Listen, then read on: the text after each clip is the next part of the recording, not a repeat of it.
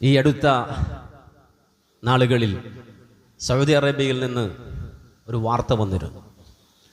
Saudi അറേബ്യയിലെ ഒരു കോടതി വരാന്തയിൽ 60 കഴിഞ്ഞൊരു വല്ലുപ്പ കരഞ്ഞുകൊണ്ടിരിക്കുന്ന ഒരു രംഗം, ഒരു ഫോട്ടോയോടുകൂടിയാണ് ആ വാർത്ത പുറത്തു വന്നത്. എൻ്റെ ചിത്രം അതായിരുന്നു. കോടതിയുടെ മുന്നിൽ ജിസാൻ എന്ന പേരുള്ള 60 വയസ്സ് കഴിഞ്ഞ ഒരു വല്ലുപ്പ കരഞ്ഞുകൊണ്ട് തലക്ക് കൈകൊടുത്ത് ഇരിക്കുന്നു. ആ മനുഷ്യൻ്റെ രൂപം ഒരു അസ്ഥികൂടം പോലെയാണ്. എന്നുവെച്ചാൽ വലിയ ആരോഗ്യമില്ല, പ്രായം ചെന്ന് വയസ്സായിരിക്കും. ആളുകൾ അദ്ദേഹത്തിന് ചുറ്റും കൂടിയിട്ട് ചോദിക്കുകയാണ്, എന്താണ് പ്രശ്നം, എന്താണ് പ്രശ്നം? അദ്ദേഹം ഉമ്മ എന്ന് പറഞ്ഞ് കരയുകയാണ്. എൻ്റെ ഉമ്മ എന്ന് പറഞ്ഞ് കരയുകയാണ്. കോടതി വരാന്തയിൽ എന്തേ ഉമ്മ എന്ന് പറഞ്ഞ് വിളിച്ച് കരയുന്നത് എന്ന് ഈ 60 വയസ്സുള്ള മനുഷ്യനോട് ചോദിച്ചപ്പോൾ അദ്ദേഹം ആ നാളുകൾ വിവരിച്ചത്, എൻ്റെ ഉമ്മക്ക് വേണ്ടിയാണ് ഞാൻ ഇത്രയും കാലം ജീവിച്ചത്. 60 കൊല്ലവും ജീവിച്ചത് എൻ്റെ ഉമ്മക്ക് വേണ്ടിയാണ്. ഞാനിപ്പോൾ പ്രായം ചെന്ന് എനിക്ക് 60 കഴിഞ്ഞു, ശരിയാണ്. പക്ഷേ ഇപ്പോൾ എൻ്റെ അനുജൻ എനിക്കെതിരെ ഒരു കേസ് കൊടുത്തിരിക്കും. എൻ്റെ അനുജൻ എനിക്കെതിരെ ഒരു കേസ് കൊടുത്തു. ആ കേസ് ഈ കോടതിയിൽ വന്നു. എനിക്കെതിരായിട്ടാണ് വിധി വന്നത്. അതാണ് എൻ്റെ പ്രശ്നം. അപ്പോഴാണ് കേസിനെ പറ്റി അന്വേഷിക്കുന്നത്. കേസ് അന്വേഷിക്കുമ്പോൾ അനുജൻ കോടതിയിൽ കേസ് കൊടുത്തിരിക്കുന്നത്, ഇത്രയും കാലം എൻ്റെ ഉമ്മയെ പരിചരിച്ചത് എൻ്റെ കാക്കയാണ്. അദ്ദേഹത്തിന് ഇപ്പോൾ 60 വയസ്സായി, പ്രായം ചെന്നു. എൻ്റെ ഉമ്മക്ക് വേണ്ടത് ചെയ്തു കൊടുക്കാൻ ഈ പ്രായത്തിൽ അദ്ദേഹത്തിൻ്റെ ആരോഗ്യം സമ്മതിക്കുന്നില്ല. പക്ഷേ ഉമ്മയെ അദ്ദേഹം എനിക്ക് വിട്ടുതരുന്നില്ല. അതുകൊണ്ട് എൻ്റെ ഉമ്മയെ എനിക്ക് നോക്കണം, എനിക്ക് വേണം എന്ന് വാദിച്ച അനുജൻ കേസ് കൊടുത്തിരിക്കുകയാണ്. ആ ജഡ്ജി പറഞ്ഞു, അപൂർവങ്ങളിൽ അപൂർവമായൊരു കേസാണിത്. ഇതിനെനിക്കെങ്ങനെ വിധി പറയണം എന്നറിയില്ല. ഒരു ഭാഗത്ത് 60 വയസ്സ് കഴിഞ്ഞൊരു പ്രായം ചെന്നൊരാള് അദ്ദേഹം പറയാണ്, എൻ്റെ ഉമ്മക്ക് വേണ്ടിയാണ് ഞാൻ ഇത്രയും കാലം ജീവിച്ചത്. അതുകൊണ്ട് അവശേഷിക്കുന്ന കാലം കൂടി എൻ്റെ ഉമ്മയെ ഖിദ്മത്ത് ചെയ്ത് അള്ളാഹുവിൻ്റെ അടുക്കൽ സ്ഥാനം നേടാൻ എനിക്ക് അവസരം തരണം. റബ്ബിന്റെ കാര്യത്തിൽ നിങ്ങൾ തടസ്സം നിൽക്കരുതെന്ന് വാദിക്കുന്ന ഒരു മകൻ. മറുഭാഗത്ത് രണ്ടാമത്തവൻ വന്ന്, ഇനി എൻ്റെ ഉമ്മ എനിക്ക് വേണം എന്ന് വാദിക്കുകയാണ്. തീരുമാനം പറയാനാകാതെ ജഡ്ജി പറഞ്ഞു, ഒരു പണി ചെയ്യുക, നിങ്ങൾ നിങ്ങളുടെ ഉമ്മയുടെ ഹാജരാക്കുക. അവർ പറഞ്ഞു, ഞങ്ങളുടെ ഉമ്മക്ക് എഴുന്നേറ്റ് നടക്കാൻ കഴിയില്ല, ഉള്ള അവസ്ഥയിൽ ഉമ്മയുടെ ഹാജരാക്കുക. പ്രായം ചെന്ന ഉമ്മ, 80 കഴിഞ്ഞ ഉമ്മയെ താങ്ങിപ്പിടിച്ച് കൊണ്ടുവരികയാണ് 2 മക്കൾ കോടതിയിൽ കൊണ്ടുവന്നിരുത്തി. എന്നിട്ട് ഉമ്മയോട് ചോദിച്ചു, ഉമ്മ, നിങ്ങൾ ആരെയാണ് തിരഞ്ഞെടുക്കുന്നത്? ഈ 2 പേരിൽ ആരെയാണ് നിങ്ങൾ തിരഞ്ഞെടുക്കുന്നത്? ഉടൻ തന്നെ ഉമ്മ അങ്ങോട്ടും ഇങ്ങോട്ടും നോക്കിയിട്ട് പറഞ്ഞു, മൂത്തവനെ ചൂണ്ടിയിട്ട് പറഞ്ഞു, ഹദാഇനി, ഇതെൻ്റെ ഒരു കണ്ണാണ്. രണ്ടാമത്തവനെ ചൂണ്ടിയിട്ട് പറഞ്ഞു, ഹദാഇനി, ഇതെൻ്റെ മറ്റേ കണ്ണാണ്. ഇത് രണ്ടിൽ ഞാൻ എന്ത് തിരഞ്ഞെടുക്കാനാണ്, ഏത് തിരഞ്ഞെടുക്കാനാണ്? അവസാനം മനമോടെ ജഡ്ജി പറഞ്ഞു, കാക്ക, നിങ്ങൾ ക്ഷമിക്കുക, നിങ്ങൾ പ്രായം ചെന്നു, ഇത്രയുമായി, ഇനിയും ഉമ്മക്ക് പരിചരണം ആവശ്യമുണ്ടല്ലോ, നിങ്ങളെക്കാൾ ആരോഗ്യമുണ്ട് രണ്ടാമനും. അതുകൊണ്ട് അനുജൻ ഇനിയുള്ള കാലം നോക്കട്ടെ തൻ്റെ ഉമ്മയെ എന്ന് കോടതി വിധിച്ചു. മനം തകർന്ന് പുറത്തിരുന്നു ആ വല്ലിക്ക കരയാണ്. ഇനി എനിക്ക് ഉമ്മയില്ലാതെ, ഉമ്മയെ പരിചരിക്കാതെ ഈ 60 കഴിഞ്ഞ് ഞാൻ ഇനി എന്തു ചെയ്യാനാണ് എന്ന് ചോദിച്ച് അദ്ദേഹം കരയുന്ന രംഗം, ചിത്രം വന്നത് സൗദി അറേബ്യയിൽ നിന്നാണ്. നിങ്ങളിപ്പോൾ നിങ്ങളുടെ ഗൂഗിൾ ചെയ്ത് കഴിഞ്ഞാൽ ഈ ചരിത്രവും ഈ കേസ് ഹിസ്റ്ററിയും നിങ്ങൾക്ക് ലഭിക്കും, കാണാൻ കഴിയും.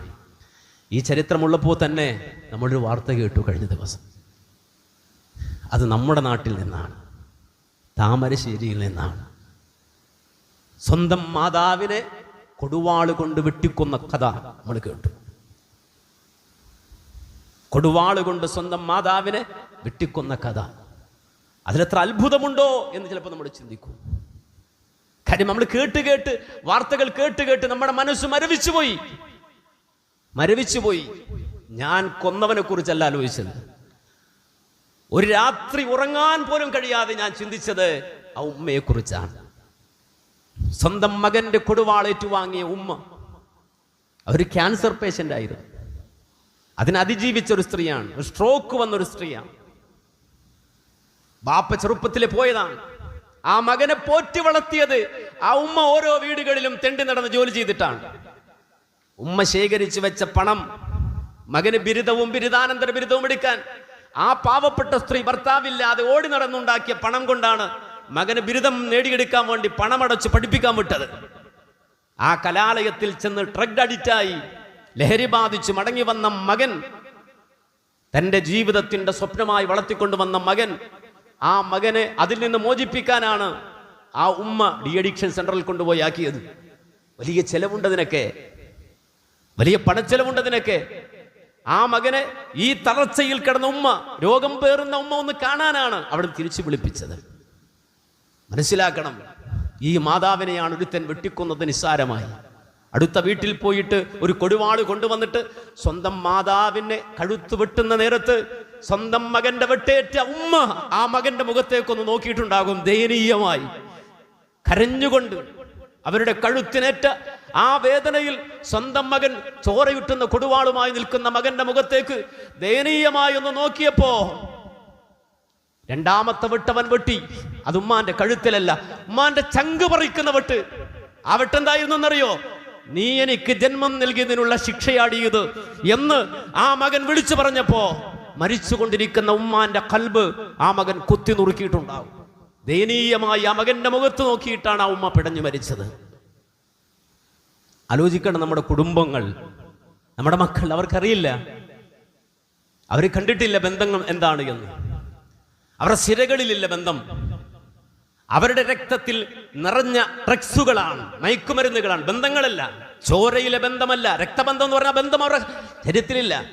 പലപ്പോഴും കലാലയങ്ങളിലും കോളേജ് ക്യാമ്പസുകളിലുമൊക്കെ നമ്മുടെ മക്കൾ ഡോക്ടറാകട്ടെ, എഞ്ചിനീയർ ആകട്ടെ, ഒരു വലിയ ഉന്നത വിദ്യാഭ്യാസം നേടി വരട്ടെ എന്ന് പറഞ്ഞു വിടുമ്പോൾ ആ കലാലയങ്ങളിൽ നമ്മുടെ മക്കളെ കാത്തിരിക്കുന്ന കഴുകന്മാരുണ്ട്.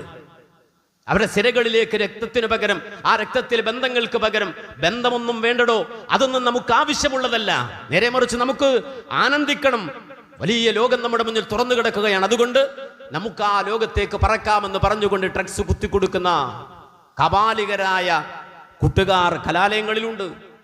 അതുകൊണ്ട് തന്നെ എൻ്റെ പ്രിയപ്പെട്ടവരോട് ഞാൻ പറയുന്നു, നമ്മുടെ മുന്നിൽ കിടന്നു പിടഞ്ഞു മരിച്ച ഉമ്മക്ക് വേണ്ടി, ഇനി ഒരു ഉമ്മക്കും ഇത്തരമൊരു മകൻ ഉണ്ടാകാതിരിക്കാൻ വേണ്ടി, ഒരു മകനും ഈ രൂപത്തിൽ ക്രൂരനാകാതിരിക്കാൻ വേണ്ടി, ഈ ക്യാമ്പസിലുള്ള മക്കളോട്, ഇവിടെയുള്ള മക്കളോട്, നെക്സ്റ്റ് മുതൽ, ഇവിടുത്തെ KG മുതൽ ഇവിടുത്തെ PG വരെ പഠിക്കുന്ന ചെറിയ മക്കളുണ്ടെങ്കിൽ മക്കളോട് പറയാൻ, നിങ്ങൾക്കൊരു ബാധ്യതയുണ്ട് കേട്ടോ ഈ ഉമ്മത്തിനോട്.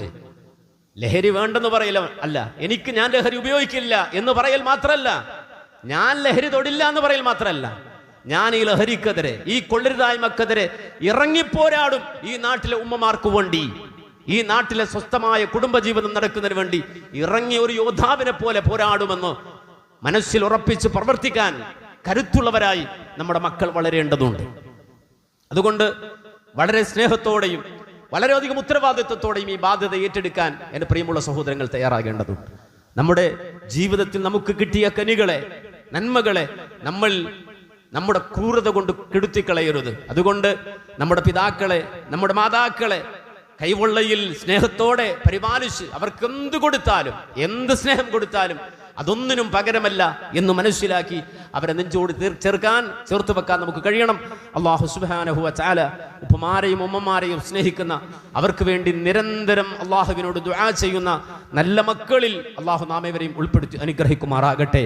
അള്ളാഹുവേ, ഞങ്ങളുടെ ഉമ്മമാരെ നീ സ്വീകരിക്കണേ അള്ളാഹുവേ, അവർക്ക് നീ ജന്നാത്തുൽ ഫിർദൗസ് പ്രദാനം നൽകണേ അള്ളാഹുവേ, ഒരു ആയുസ് മുഴുവൻ അവർക്ക് വേണ്ടി നന്മ ചെയ്താലും ഒന്നും ചെയ്തവരാകുന്നില്ലല്ലോ അള്ളാഹുവേ. റബ്ബേ, ഞങ്ങളുടെ മാതാപിതാക്കൾക്കുള്ള പ്രതിഫലം നൽകാൻ ഏറ്റവും അർഹൻ നീയാണ് അള്ളാഹുവേ, ഞങ്ങളുടെ മാതാപിതാക്കളെ നീ സ്വർഗം കൊണ്ട് സന്തോഷിപ്പിക്കണേ അള്ളാഹുവേ, ഞങ്ങളുടെ മാതാപിതാക്കളിൽ നിന്നിലേക്ക് വന്നവർ, അവരുടെ ഖബറിടങ്ങൾ നീ പൂന്തോപ്പാക്കി കൊടുക്കണേ അള്ളാഹുവേ, ഞങ്ങളുടെ ഉപ്പമാരുടെ ഖബറുകളെ നീ ജന്നാത്തുൽ ഫിർദൗസിന് സമാനം ഏറ്റവും നല്ല അവസ്ഥയിലാക്കി കൊടുക്കണേ റഹ്മാനെ. അള്ളാഹുവേ, ഞങ്ങളുടെ ഉമ്മമാരുടെ ഖബറുകൾ അള്ളാഹുവേ നീ സ്വർഗ്ഗപൂന്തോപ്പാക്കി കൊടുക്കണേ റബ്ബേ, നാളെ അവരുടെ കൈപിടിച്ച് നിന്നെ കണ്ടുമുട്ടാൻ ഞങ്ങൾക്ക് നീ തൗഫീക്ക് തരണേ അള്ളാഹുവേ, ഹശ്റിന്റെ നാളിൽ മീസാൻ വെച്ചുകൊണ്ട് മനുഷ്യന്റെ നന്മത്തിന്മകൾ ഇളക്കുന്ന നാളിൽ ഞങ്ങളുടെ മാതാപിതാക്കളുടെ മുഖത്ത് സർവ്വനിലക്കുമുള്ള സന്തോഷവും പുഞ്ചിരിയും കാണാൻ അള്ളാഹുവെ തൗഫീഖ് തന്നെ അനുഗ്രഹിക്കണം റഹ്മാനെ. അള്ളാഹുവെ, അവരെ കൈപിടിച്ച് കൂട്ടുകുടുംബാദികളോടെ നിന്റെ ജന്നാത്തുൽ ഫിർദൗസിൽ എത്തിച്ചേരാൻ ഞങ്ങൾക്ക് നീ തൗഫീഖ് തന്നെ അനുഗ്രഹിക്കണം റഹ്മാനെ. അല്ലാഹുമ്മ ഗ്ഫിറിൽ മുഅ്മിനീന വൽ മുഅ്മിനാത്ത് വൽ മുസ്ലിമീന വൽ മുസ്ലിമാത്ത് അൽ അഹ്യാഇ മിൻഹും വൽ അംവാത്ത് ഇന്നക മുജീബു ദഅവാതി വഖാദിൽ ഹാജാത്ത്. അല്ലാഹുമ്മ അജിർനാ മിനൻ നാർ اللهم أجرنا من النار اللهم أجرنا وأجر والدينا من النار. ربنا اغفر لنا ولإخواننا الذين سبقونا بالإيمان ولا تجعل في قلوبنا غلا للذين آمنوا ربنا إنك رؤوف رحيم.